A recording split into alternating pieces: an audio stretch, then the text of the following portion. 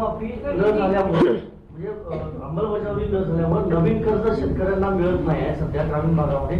या बाबतीत काय चर्चा झाली किंवा सरकार काय करणार? दुसरा प्रश्न असा आहे, अनेक पेट्रोल डिझेल पंप बंद आहेत सर. मशागतीची पेरणीपूर्वीची जी कामं आहेत ती होत नाही. ट्रॅक्टरला डिझेल मिळत नाही, मशीनला पेट्रोल इंधन मिळत नाही.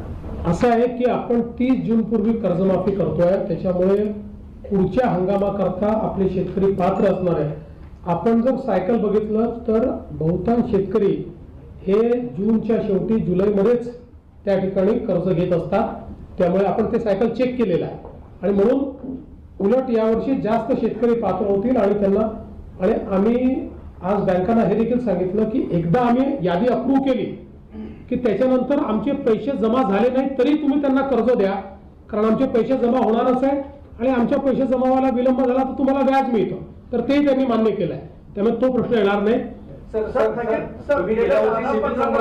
थकीत असलेल्या शेतकऱ्यांना त्यांना खरीप कर्जमाफीची जास्त गरज आहे, मात्र सरकार पीक कर्जच माफ काय करते. जे कृषी कर्ज घेतलेले शेतकऱ्यांनी शेतीसाठी जी थकीत आहेत ते कृषी कर्जच आहे, ते पीक कर्जच आहे, तेच कर्ज आपण माफ करतो.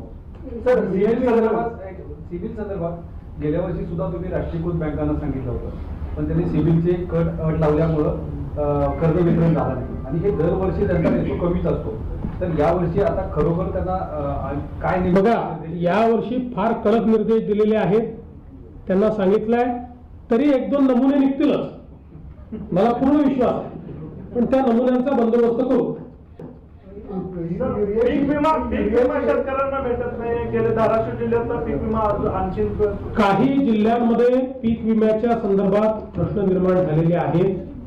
त्या संदर्भात मुख्य सचिवांना सांगितलेलं आहे की ती बैठक तुम्ही घ्या. ती बैठक घेऊन त्यातल्या ज्या अडचणी आहेत त्या अडचणींच्या संदर्भात मी स्वतः केंद्रीय मंत्र्यांशी देखील चर्चा केलेली आहे. केंद्रीय मंत्री देखील त्याच्यावर बैठक घ्यायला तयार आहे. सरसकट नाही, पण काही जिल्ह्यात हा प्रश्न आहे तो आम्ही सोडवण्याचा प्रयत्न करतो. कर्जमाफीच्या संदर्भात एक प्रश्न आहे. विधान परिषदेची आचारसंहिता लागल्यामुळे कर्जमाफीची अंमलबजावणी दूर पडेल, त्याला उशीर होईल असं साधारणपणे बोललं जाते. या कितपत मला असं याकरता वाटत नाही की ही अनाऊन्स झालेली स्कीम आहे. एक दुसरं, विधान परिषदेचे जे वोटर आहेत ते या कर्जमाफीतनं वगळलेले आहेत.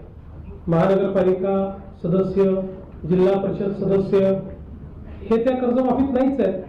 त्याच्यामुळे आवश्यकता असेल तर आम्ही परवानगी घेऊ. परवानगी आम्ही आता तर पहिली तयारी करतो, आवश्यकता पडली तर परवानगी घेऊ. बोनसचा प्रश्न प्रलंबित आहे धान उत्पादक शेतकऱ्यांचा. धान उत्पादक शेतकऱ्यांचे चुकाऱ्याचे पैसे पहिले देणं आवश्यक होतं. आज आम्ही ते रिलीज केले.